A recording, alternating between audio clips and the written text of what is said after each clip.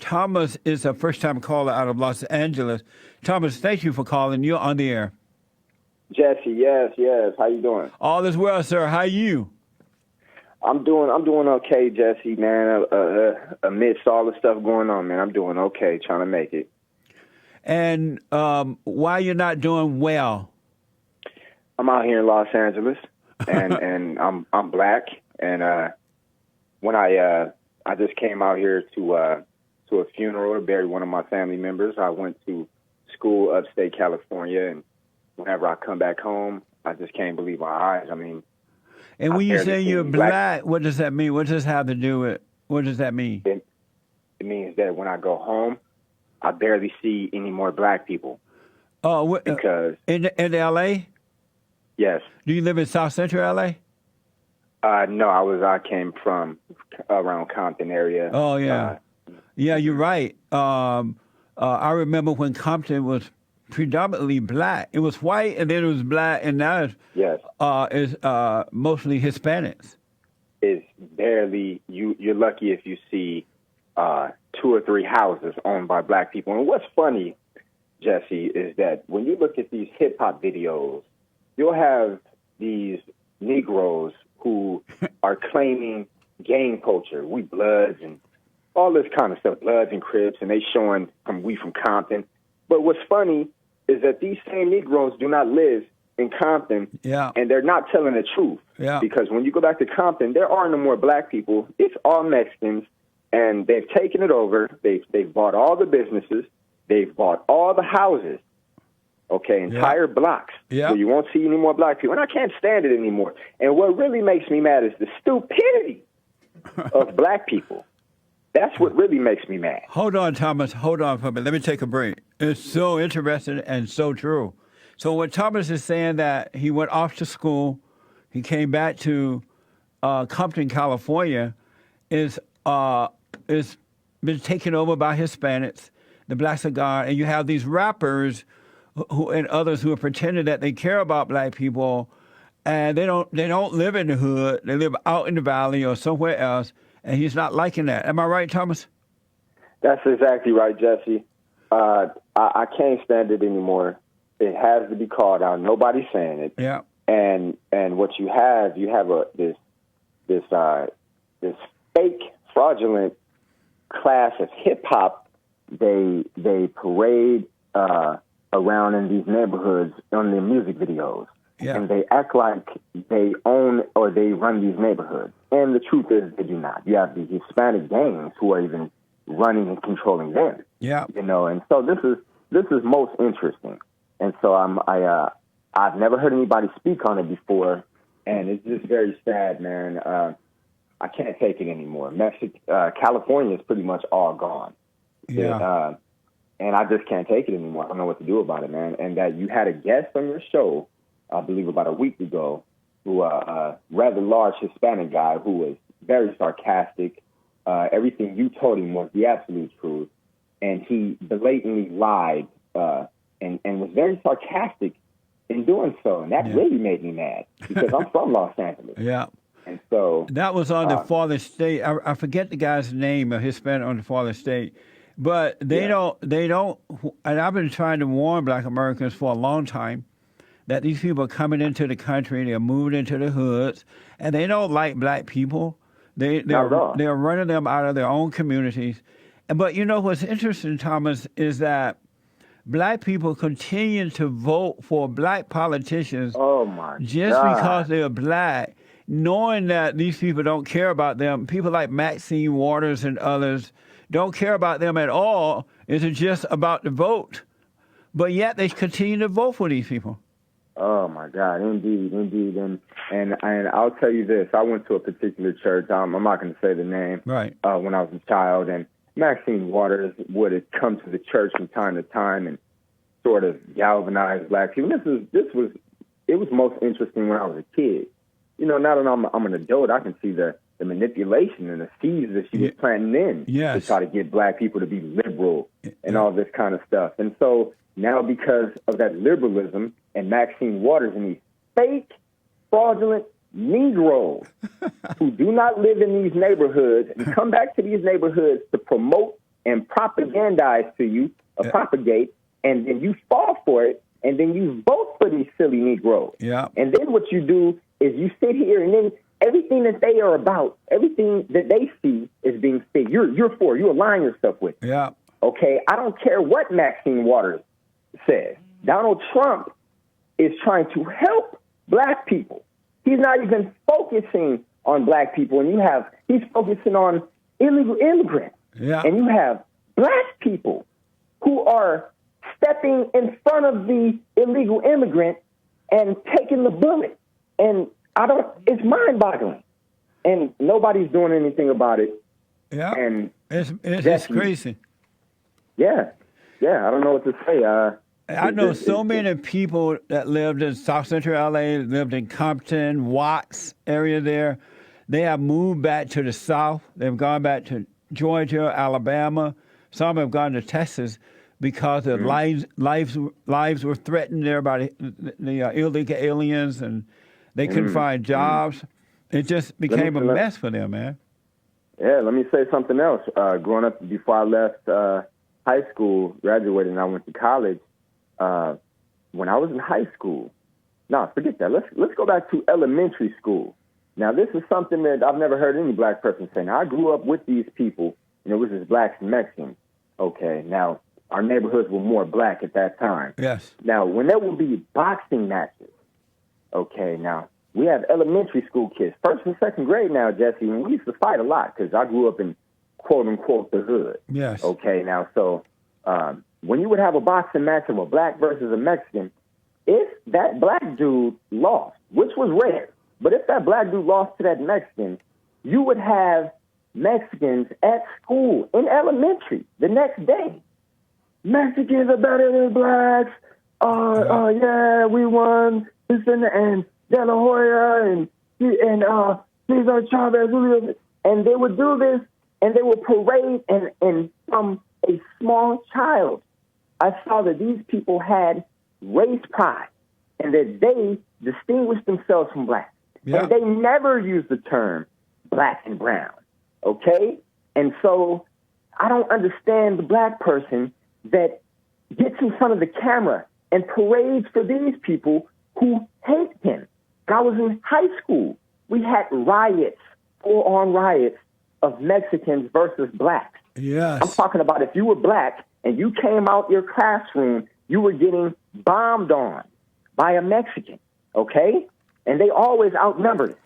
So I'm tired. So these Negroes need to stop playing this game because black people are dying and being forced out of Los Angeles. And if you notice, Thomas, the media does not report the violence between blacks and Hispanics either, because they want to give this false impression that blacks and Hispanics are getting along, that they are brothers of color, and it's not true at all. It's just simply not true. Yeah. So not true. And one last thing, Jesse. Yes. When I go to... Hold on, Thomas. Hold on. I got to let Thomas get this off his chest. Back in a moment, folks. When I first moved to L.A. back in 1968, I lived in South Central Los Angeles, and the neighborhood that I lived in was pretty much white. And eventually the whites moved out and the blacks moved in. It was still a nice neighborhood for a while. And now I left South Central after a while, but that neighborhood and that area is pretty much Hispanics, really. And folks are scared. I remember I did a lot of work in the schools there in South Central L.A., Manual Arts, Hawthorne. Hawthorne is not, I don't think, considered South Central L.A., but Manual Art and other, Dorsey and those schools. And there would be fights breaking out nearly every day between the blacks and Hispanics. It was a mess. They hate one another. And the blacks are kind of fighting back because they've been imposed upon. But in Mexico, blacks are considered second-class citizens. We even gave you a story recently where Mexico threw out a couple of black people out of their country because they were black. And over the years, I've been saying that the black government, the black media, and white liberal media, the so-called leadership, the NAACP and others, are not telling you the truth about what's happening between blacks and Hispanics.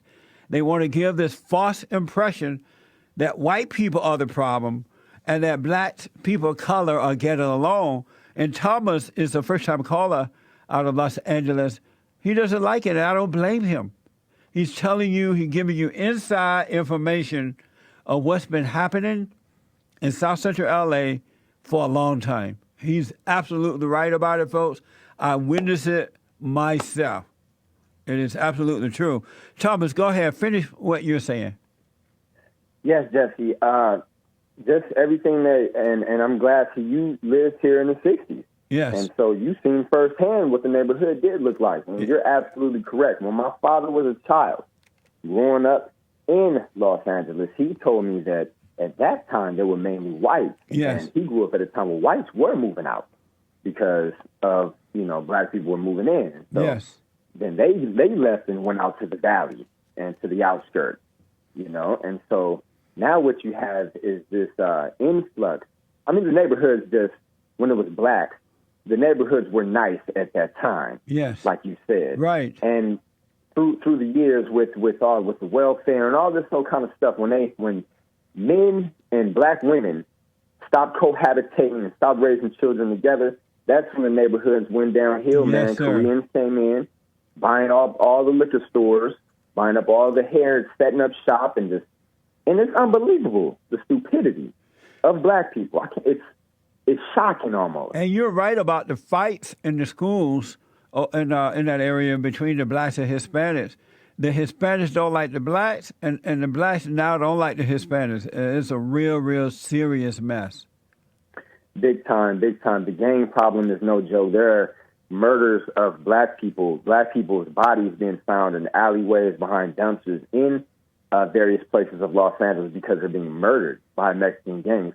Let me say something.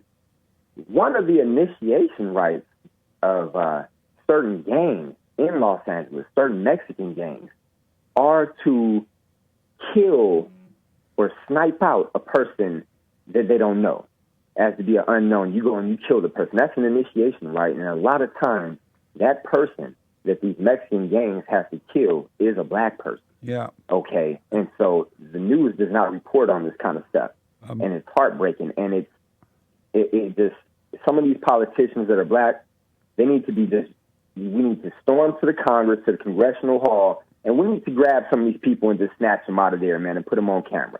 Okay, because that's right. I'm tired of this. Yeah. They run from interviews when you have to try to ambush these people to get questions. Then they talk over you and they walk off, so you can never corner them, and get the real answers from these people. Yes. And one last thing, Jesse, they have this thing in California about this diversity thing. Oh, we're diverse and all this.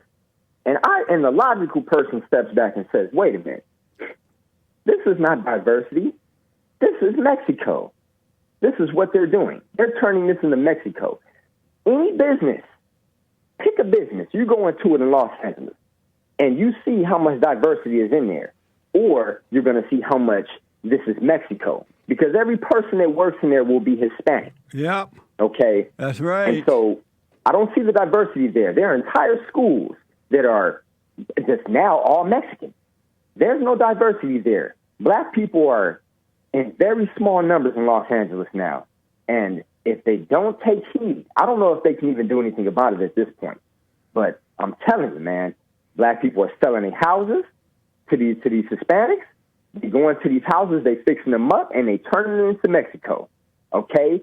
And they're moving you out. And you have idiot, stupid, moronic black people that go and sit on the Statue of Liberty and hold up signs risking their life for Mexicans, black people.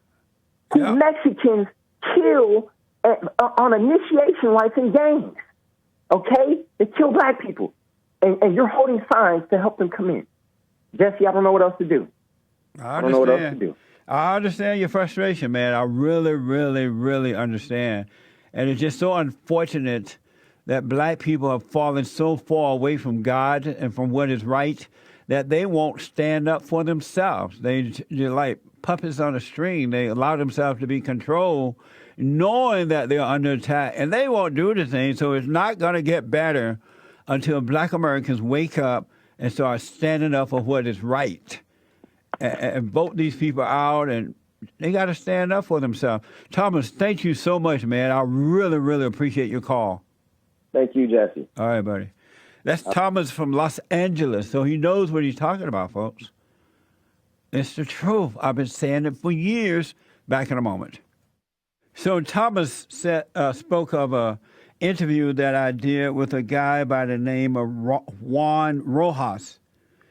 And what Juan does, his organization, they help illegal aliens cross into the U.S. illegally. And they claim they just give them water, but they're really helping them across. They call themselves the Border Angels. And they're angels sent by Satan. Satan's demons. And they're helping these illegal aliens come across the border. You can see that interview by going to my TV show, The Fallen State, F-A-L-L-E, and thefallenstate.tv. You can check that out. It was very, mamma mia, interesting. There's a serious battle happening between the blacks and the Mexicans. A lot of folks don't know about it.